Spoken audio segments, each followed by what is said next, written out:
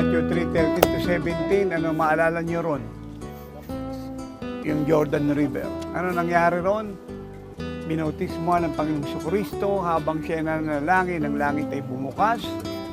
Ang God, the Holy Spirit ay bumaba, nanahan sa kanya sa kanyang kalapati. Ang Diyos ay nagsalita at binigay ang approval sa kanya.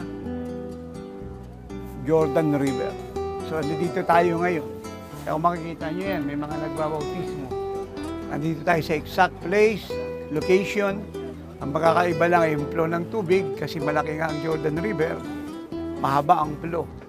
Pero isang river.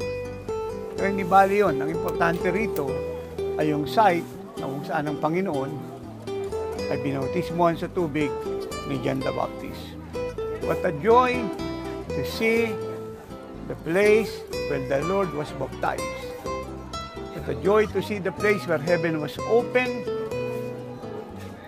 The Holy Spirit came to him like a dove, rested upon him. The Father speak in heaven, give his approval to our Lord Jesus Christ. And what a joy to pray in Jordan River. Today I pray that the Lord visit you whenever you are. Whether you are in Jordan River, all over the Philippine Island, Luzon, Visayas, Mindanao, in parts of the world, the Lord touch you today. The Lord bless you, fill you with the Holy Ghost, and heaven open to you, and hear the voice of God, giving His approval to you. From Jordan River, ang Living Light Jesus Congregation ay nandito, nabubuhay sa bukas na langit, at ang lahat ng Living Light Jesus Congregation ay magsabi ng malakas na Amen! Amoy Jordan water. Malamig. Oh, ang laking isda. Kasi alam niyo, nung panahon na iba to eh. Hindi siya ganito, talagang river talaga siya. Nagpo-flow ng gusto. No, yung flow ng tubig tuloy-tuloy. So marami ng pagbabago, pero yun pa rin ang Jordan River, ang pagkakaiba yung flow ng tubig. Kaya pag binautismuhan ng mga Hudyo noon, ni John the Baptist, pati mga Pariseo, kadalasan sila inilulubog talaga. Mula ulo hanggang talampakan, sila inilulubog, ang tawag doon ng immersion.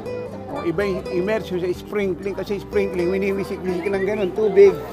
So winiwisik-wisik, yun ang sprinkling. Tradisyon yun ng isang church na nabuhay sa kamalian. Ang totoong baptism, nilulubog. Kagaya ng kamay ko, ito siya, nilulubog. At pagkatapos, inaangat. Yun ang baptism, total immersion. At yun yung nagaganap. Ayun, kagaya nun.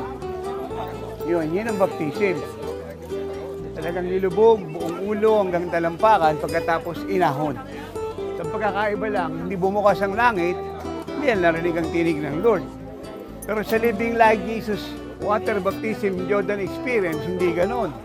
So magmula ng mukha ko revelation, pag nagkaroon tayo ng water baptism, ang langit ay bukas. Lahat ay napupuspos ng Holy Spirit na i-slain. Narinig ang tinig ng Diyos. So yun yung pagkakaiba na nangyayari rito.